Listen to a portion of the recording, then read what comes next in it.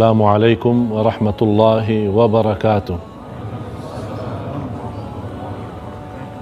Alhamdulillahi rabbil alamin. Wa ashhadu an la ilaha illallah wahdahu la syarika lah waliyus salihin. Wa ashhadu anna sayyidana wa nabiyyana Muhammadan abdullahi wa rasuluh as-sadiqul amin. Allahumma salli wa sallim wa barik ala sayyidina Muhammadin wa ala alihi wa sahbihi wa man tabi'ahum bi ihsanin ila yaumiddin. Subhanaka la ilma lana illa ma 'allamtana innaka antal alimul hakim. Maha suci Allah, kami tidak mempunyai ilmu apa-apa, hanya saja apa yang diberikan oleh Allah Subhanahu wa taala. Mudah-mudahan senantiasa kita sama-sama mendapatkan ilmu bermanfaat.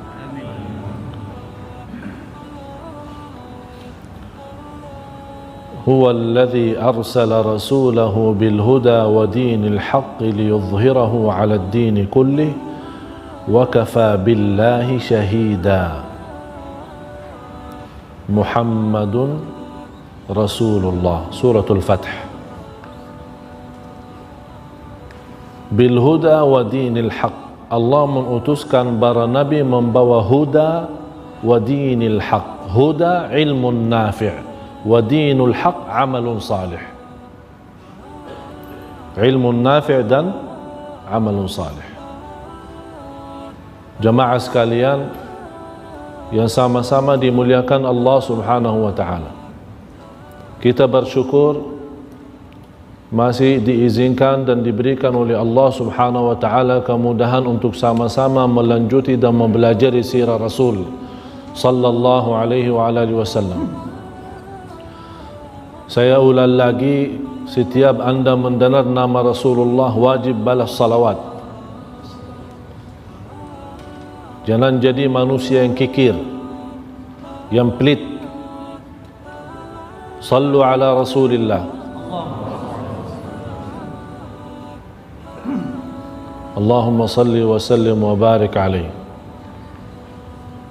Sebelum saya menceritakan Rasulullah sallallahu alaihi wasallam saat menerima wahyu yang pertama, saya sedikit kembali kepada bahasan kita yang lalu tentang sejarah Ka'bah. Harus kita fahami sebagaimana dijelaskan oleh ulama ahli sirah, sebagaimana Imam Ibn Jarir At-Tabari, Ibn Ishaq, Ibn Hisham, Dalailun Nubuwah lil Imam Al-Baihaqi, dan para ulama-ulama yang lain yang menulis tentang sirah Nabi Muhammad sallallahu alaihi wasallam. Kemudian Bidayah wan Nihayah lil Imam Ibn Kathir. Pertama yang membangun Ka'bah itu, atau istilah lain, Ka'bah itu pernah dibangun 10 kali. Yang pertama malaikat dengan perintah Allah. Yang kedua Nabi Adam. Yang ketiga keturunan Nabi Adam. Yang keempat Nabi Ibrahim dan Ismail. Yang kelima ada keluarga yang dikenal dalam sejarah Al-Amaliq atau Al-Amaliq. Kemudian yang keenam adalah Bani Jurhum. Kalau masih ingat pertemuan yang sudah lalu, kita berbicara tentang Jurhum, yang Nabi Ismail nikah dengan wanita dari keluarga Jurhum. Yang ketujuh adalah Qusay ibnu Kilab, yang termasuk salah satu kakeknya Rasulullah sallallahu alaihi wasallam. Masih ingat nama itu? Lupa nama Rasul ya. Muhammad ibnu Abdullah ibnu Abdul Muttalib ibnu Hashim ibnu Abdi Manaf ibnu Qusay ibnu Kilab. Ini salah satu, ini Qusay ibnu Kilab, kakeknya Rasul yang membangun Al-Ka'bah ke-7 kali. Yang ke-8 bangunan Quraisy. Dan Quraisy ini bersepakat tidak dibolehkan untuk masuki kepada bangunan Ka'bah itu kecuali harta yang halal. Cuba bayangkan jamaah sekalian, kuffar Quraisy orang kafir tapi sangat berhati-hati tidak mau masuki dalam bangunan Ka'bah kecuali harta yang halal. Karena di antara kuffar Quraisy ada yang menggunakan riba, ada yang menggunakan zina, ada yang jual minuman keras, khamar. Jadi kalau dia datang mau kasih sumbangan untuk Ka'bah, oh antum ahli riba, tidak boleh terima. Oh ini harta dia tidak jelas, tidak halal. Sangat diperhatikan. Sampai mereka membangun Al-Ka'bah yang terpaksa tidak sesuai bangunan Nabi Ibrahim alaihissalam. Jamaah sekalian, bangunan Ka'bah yang dibangun oleh Sayyidina Ibrahim alaihissalam beda sama yang sekarang. Dulu zaman Nabi Ibrahim alaihissalam, Ka'bah itu tidak ada Hijr Ismail. Sekarang ada, sekeliling Ka'bah kan ada Hijr Ismail. Dulu masuk dalam Ka'bah, bangunan Ka'bah. Jadi Ka'bah dulu lebih lebar, lebih luas. Dan dua pintu.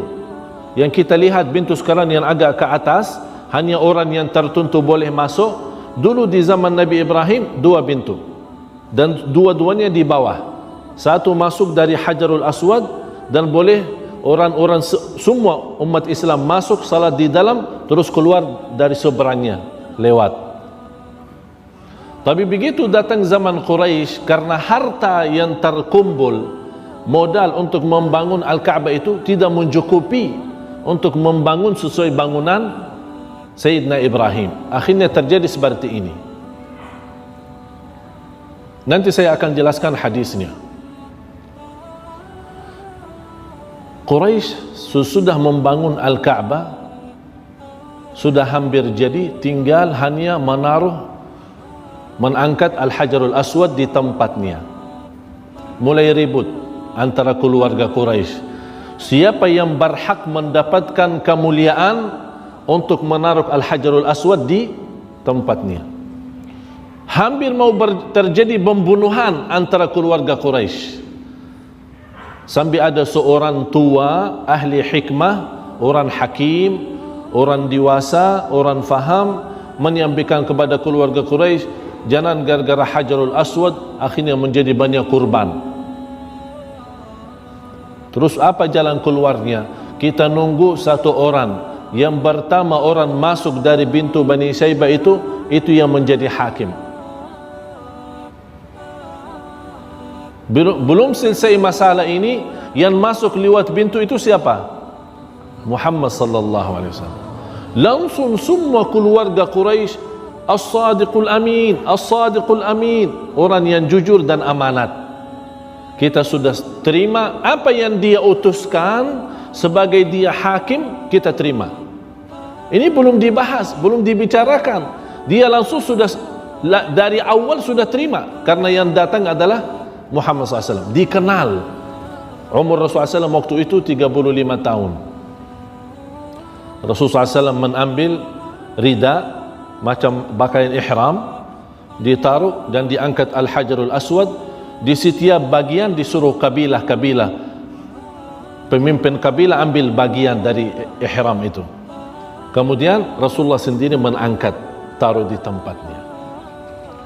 Ini sebuah kejadian agar terbukti kuffar Quraisy sangat percaya yang namanya Muhammad sallallahu alaihi wasallam. Sangat percaya. Malah sudah dikenal namanya As-Sadiq Al-Amin, orang yang jujur dan amanat. Sallallahu alaihi wasallam. Dan sudah pertemuan yang lalu berapa kali kita sampaikan bagaimana keluarga Quraisy dan keluarga Arab sangat mengagungkan Al-Ka'bah. Begitu datang Rasulullah, termasuk juga salah satu orang yang mengagungkan Al-Ka'bah. Seharusnya menurut akal yang dewasa, akal yang terbuka, akal yang cerdas, kalau memang Nabi Muhammad mengagungkan Al-Ka'bah, kenapa tidak diikuti oleh Quraisy? Karena Quraisy mengagungkan Al-Ka'bah. Kalau Nabi Muhammad memusuhi Al-Ka'bah, wajar kalau mereka tidak berislam. Tapi kenapa sama-sama mengagungkan Al-Kaabah tapi mereka tidak mau menerima dakwah Rasulullah SAW? Itu yang namanya bukan buta mata tapi buta hati. Rasulullah SAW sudah terjadi hal ini hampir sebelum turun wahyu pertama, sebelumnya 6 bulan. Ada riwayat di bulan Rabiul Awal, ada yang berkata pertama pertemuan antara Nabi Muhammad SAW dan malaikat Jibril adalah 12 Rabiul Awal. Sebelum masuknya puasa kurang lebih 6 bulan. Kalau kita hitungkan Rabiul Awal sampai Rabiul Tsani 1, Jamad 2, kemudian Rajab, Sya'ban, kemudian Ramadan, 6 bulan. Selama 6 bulan sebelum turun wahyu, Rasulullah SAW suka berkhalwah. Apa itu khalwah? Duduk sendiri karena melihat kondisi dan keadaan di Makkah sangat mesedihkan.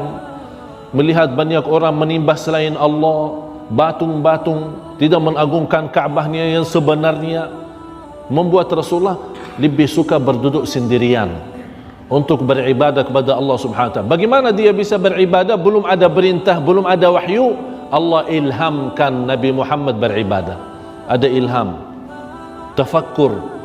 Bertafakkur, memfikirkan dengan kekuasaan Allah dan alam cipta Allah Subhanahu wa taala. Sampai melihat mimpi-mimpi, apapun yang dilihat oleh Rasulullah dalam mimpi besoknya terjadi nyata. Ini juga tanda pertama Nabi Muhammad sebagai Nabi. Oleh karena itu kata Rasulullah SAW di hadis yang sahih yang diriwayatkan Imam Ahmad dalam musnadnya, ar-ru'yatus salihah, mimpi yang salih. Kalau dalam ru'ya, kalau dalam mimpi yang tidak ada artinya atau tidak ada intinya, itu namanya mimpi. Bisa jadi, boleh dari syaitan. Tapi kalau ru'ya itu dari Allah Subhanahu wa taala. Apa itu ru'ya? Karena boleh saja orang mukmin yang menjadi orang jujur dalam kehidupannya, Allah memberikan khabar gembira lewat ru'ya, mimpi. Itulah yang dilihat oleh Rasulullah SAW. Sampai pernah satu malam Rasulullah SAW melihat ke atas, ke langit, dengan suara keras dipanggil, anta Rasulullah wa ana Jibril. Engkaulah Rasulullah dan saya Jibril. Tapi dia melihat kanan kiri tidak menampak siapa-siapa. Habis itu mulai Rasulullah SAW beriktikaf. Dulu tidak ada istilah iktikaf, tapi yang dulu ada istilah khalwah. Khalwah itu duduk sendirian di tempat yang sepi, tidak ada siapa-siapa. Rasulullah suka membawa makanan dari rumah Siti Khadijah yang mencukupi beberapa hari untuk dia makan. Ambil kurma sama air sama roti, 3 hari, 4 hari, 1 minggu. Dia duduk di Ghar Hira, sebuah gua yang namanya Hira. Rasulullah SAW duduk di situ. Bermalam-malam, begitu habis makanannya, ambil lagi, balik ke Siti Khadijah, balik lagi. Sampai terjadi satu malam Rasulullah SAW lagi di gua Hira berzikir, dan dengan ilhamnya Allah dia beribadah kepada Allah lewat ibadah tafakkur. Turunnya malaikat Jibril. Peristiwa yang seperti ini bagi Rasulullah peristiwa yang cukup luar biasa, membuat Rasulullah sendiri kaget, terkejut. Ini ada apa? Rasulullah SAW diperintahkan oleh malaikat Jibril, Iqra. Nabi kita Nabi Muhammad seorang ummi. Ummi apa artinya? Tidak pandai baca, tidak pandai menulis, tidak boleh baca, tidak boleh menulis. Ummi. Dan banyak di negeri Arab di saat itu banyak yang ummi, tak boleh baca, tak boleh nulis. Dan itulah ada hikmahnya, agar jangan besok ada manusia berkata, oh Quran ini buatan Nabi Muhammad. Oh, tak pandai nulis, tak pandai baca. Jadi tidak ada alasan bagi manusia Quran ini buatan Nabi Muhammad. Tak ada.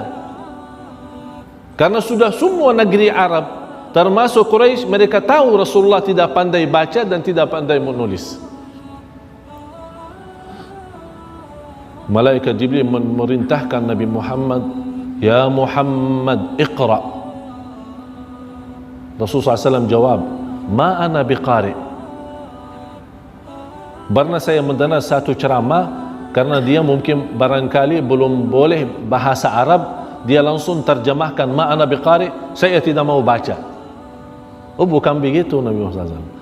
Yang dimaksud "ma ana biqari" adalah saya tidak pandai baca, tidak boleh baca.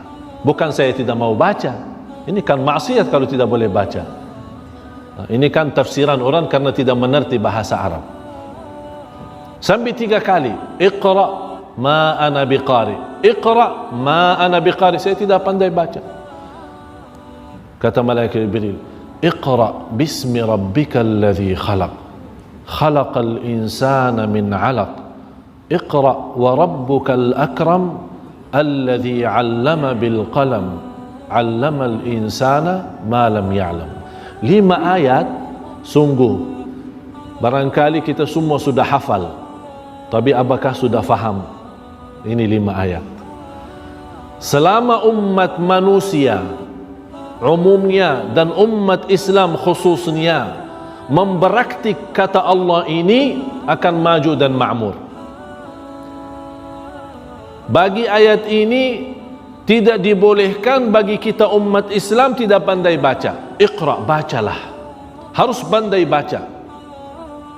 Kenapa kita melihat sekarang umat manusia, apalagi di negeri barat, kalau kita lihat orang barat datang kemari ke negeri kita atau di mana saja, mereka sangat menjaga waktu dan masalah baca.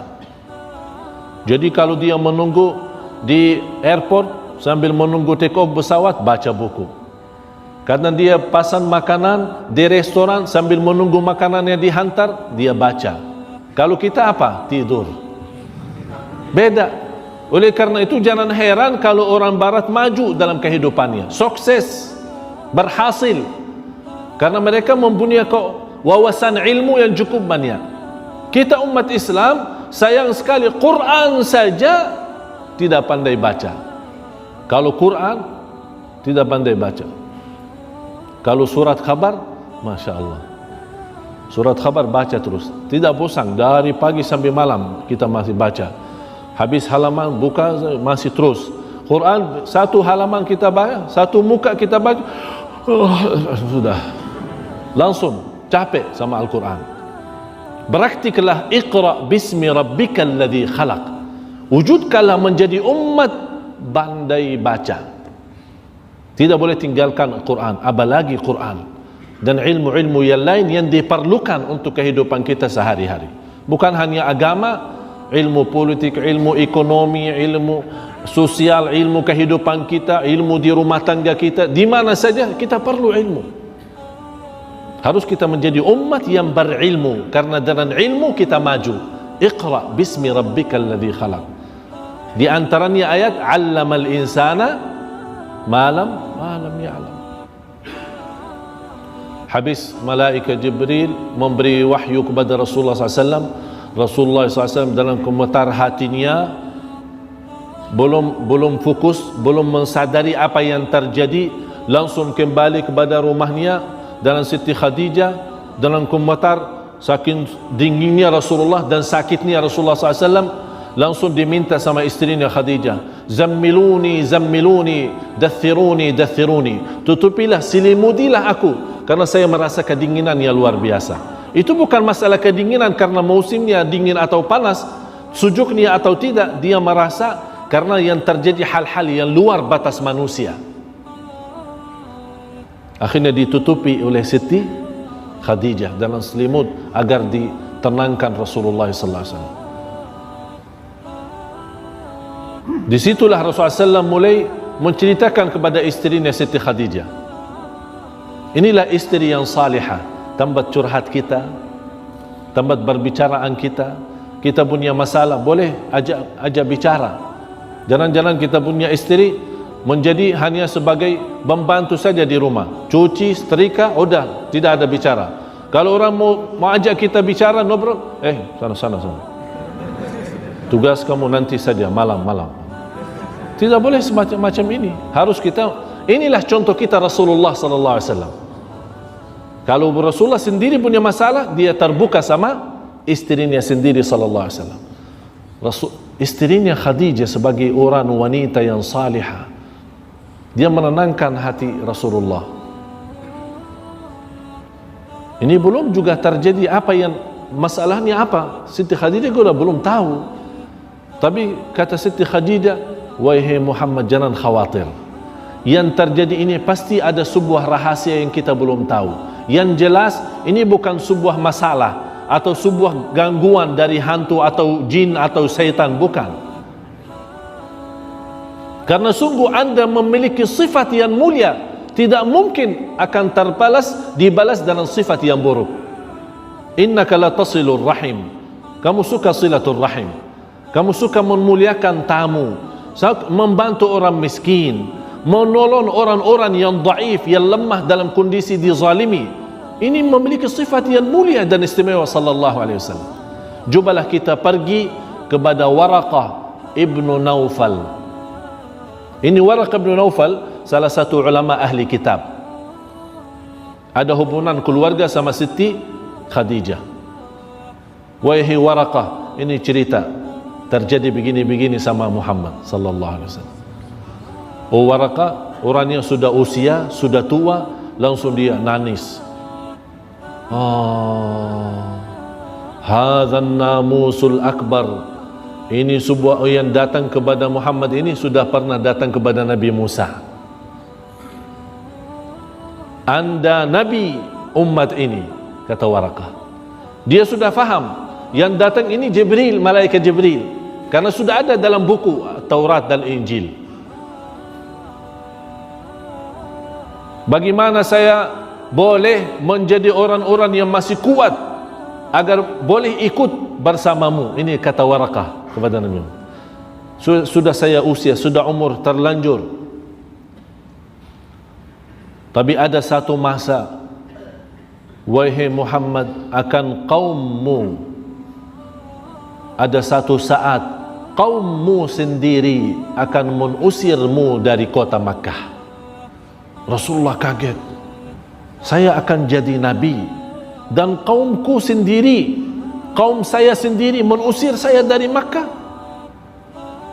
Kata Waraqah bin Naufal, tidak ada nabi sebelummu membawa dakwah seperti ini, pasti akan menghadapi banyak cobaan dan ujian.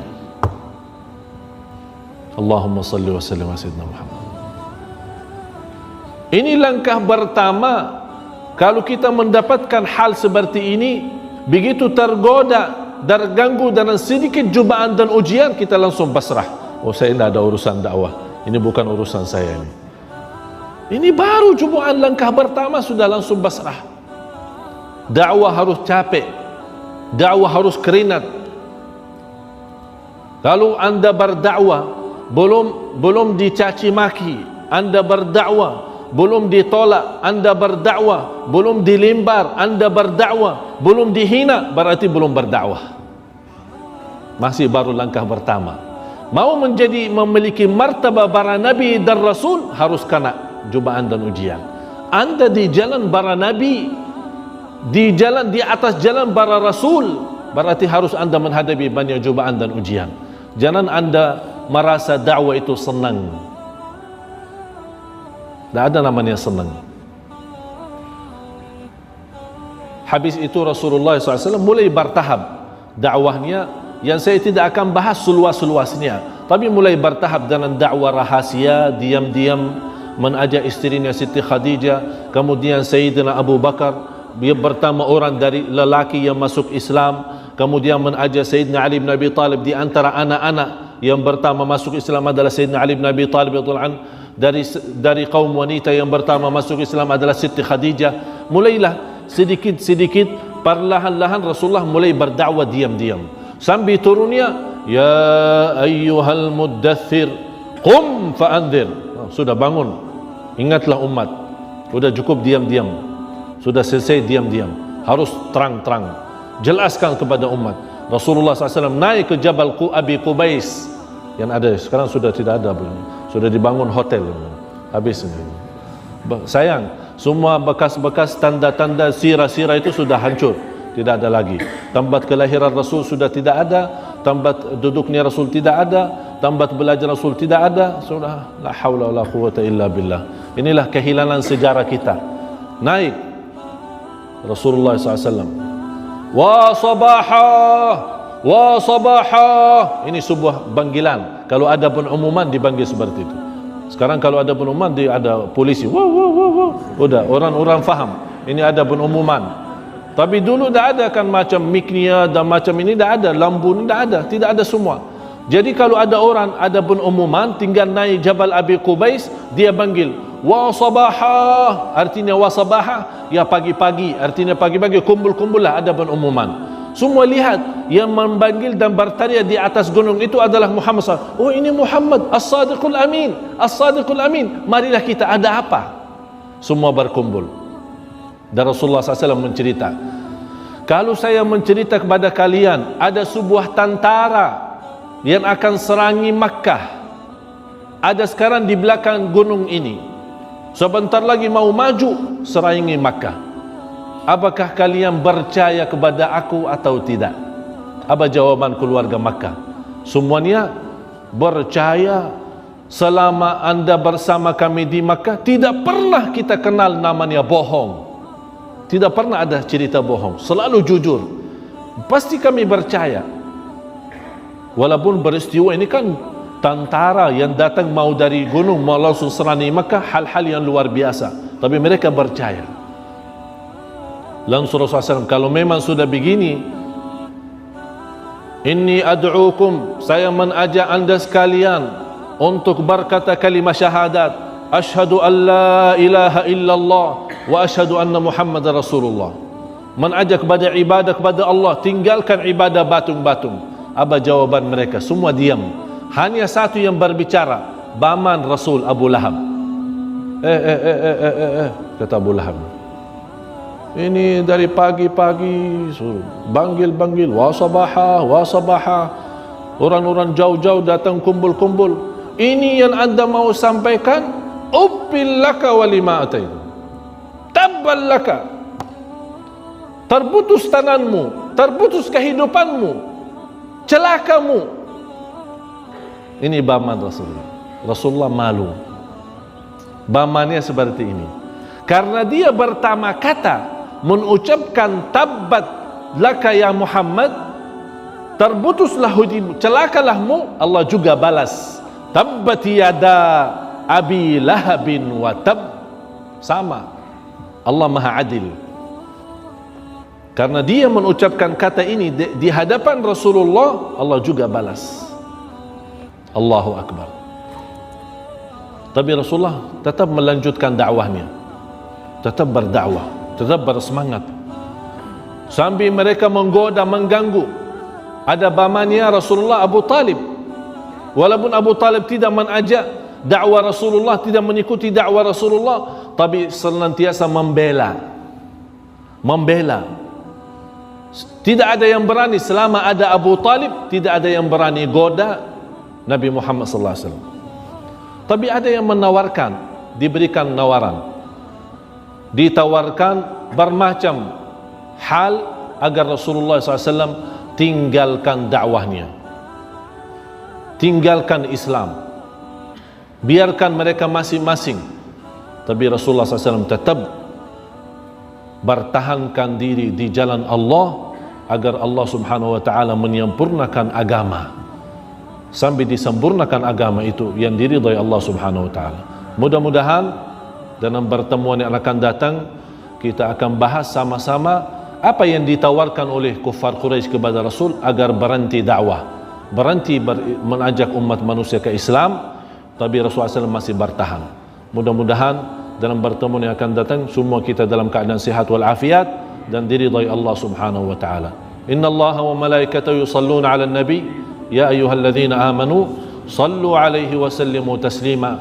Allahumma salli wa sallim wa barik ala sayyidina Muhammad wa ala alihi wa sahbihi wa sallam walhamdulillahi rabbil alamin.